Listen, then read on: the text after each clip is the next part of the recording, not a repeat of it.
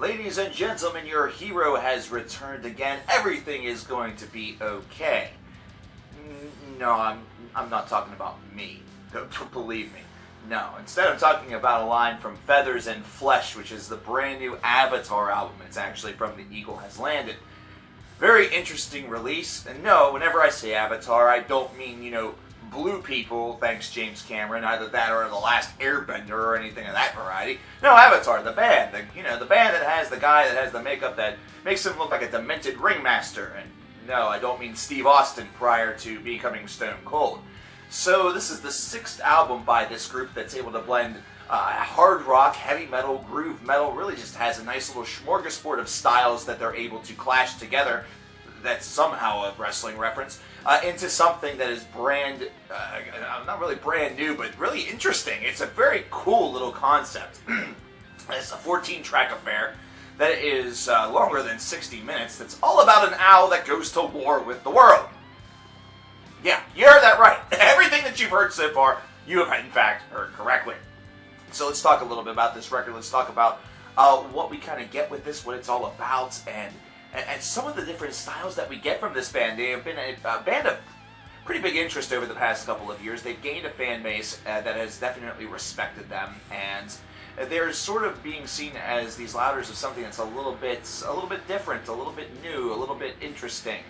This hybrid idea. So, how do you make a concept album that's based off an owl that goes to war with the world? Well, it's all about concepts such as humanity or human morality, where your decisions do have a consequence. And throughout this, we start to learn that there are multiple, people from this world that is being built from this concept album that do have those moral ideas. The owl believes that he is in the right, those that are trying to stop the owl believe that they're in the right, and the whole thing is centered around trying to keep the sun from, doing what it's supposed to do. It's kind of crazy. So enough about the story, let's talk about some of the tunes. Really, whenever you get right into House of Eternal Hunt, we get the first of our influences, which is one that has a little bit of a shred behind it, something that blends some of the elements of power metal with traditional heavy metal and throws in a little bit of hard rock sensibility. It's something that definitely provides a good introduction not only to the story, but for those who are brand new to this band that perhaps have never listened to them, gives them an early taste of what you would probably call the baseline of Avatar. Going into The Eagle Has Landed, this is one that actually has a little bit of a cheese factor to it with that line that I mentioned at the onset, but it has a little bit more relevance whenever you capture the context that's behind it. This is one that's supposed to sound a little bit triumphant, I believe, that showcases that this character finds themselves to be extremely important, and is one that certainly has perhaps come to the aid of this world in the past. To New Land and to Tooth, Beak, and Claw especially, we get something that sounds almost like the Beach Boys have invaded this land of Avatar. Now imagine, and this is what I imagine the owl from the Fly By Night cover by Rush on a surfboard, and somebody please make this happen. Photoshop is your friend. And definitely tweet it to me at the Cover Killer. But this is something that just is really neat. I dig this track a lot because it showcases that you kind of incorporate a little bit of an update of a style and put your own spin on it, and sort of just use that as one part of your collective influence, and you get something that feels just really kind of neat. Not so much a novelty as it is just a kind of a neat way to progress the story.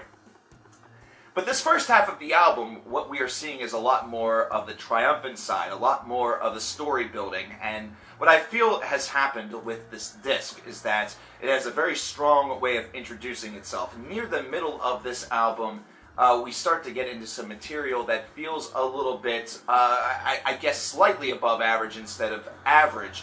It's stuff that doesn't feel quite as dense or quite as unique, though Fiddler's Farewell is one that almost gives you the sensibility of a bit of a dirge or an ode, something that is not as fitting. Instead, it's bidding farewell to somebody. It's literally doing as the song title suggests, and it's handled in a very soft format. So instead of it being overwashed by some power metal style riffing, it's instead one that takes a little bit of a cue from some hard rock softer moments or some of the softer elements of heavier metal, and it's one that kind of works kind of nice. But going to One More Hill and the Black Waters, this is one that's setting up more so what we get with our climax of the story, with tracks such as Night Never Ending, Pray the Sun Away, but especially When the Snow Lies Red, and going into Raven Wine.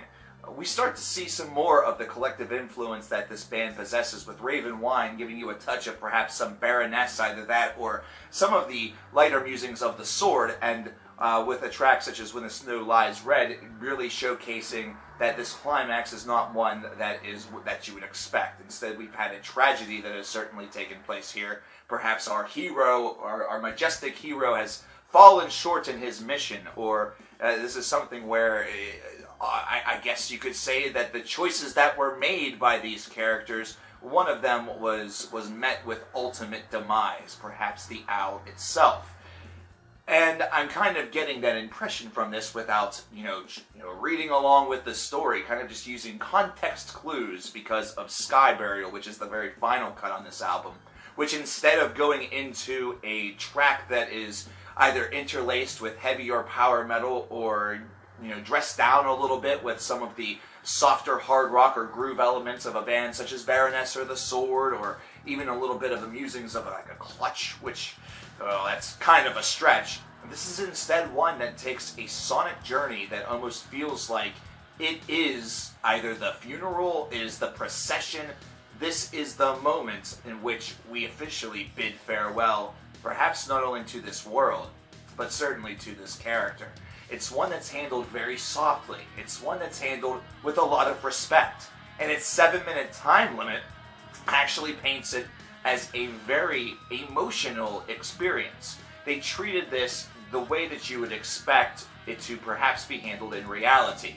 Instead of it being something that is interlaced or interwoven with some artificial triumph, kind of heralding the life and all of the lessons or the conquered battles of this individual, instead very respectfully saying farewell, perhaps wondering where it all went wrong.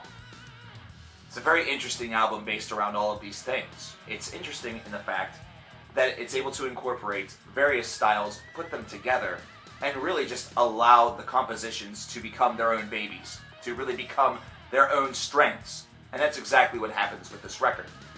I really like Feathers and Flesh in the fact that it is that unique and creative. It does draw on so many different sides of a band that certainly appears to have a diverse catalog at its disposal, but also an even further diverse set of influences.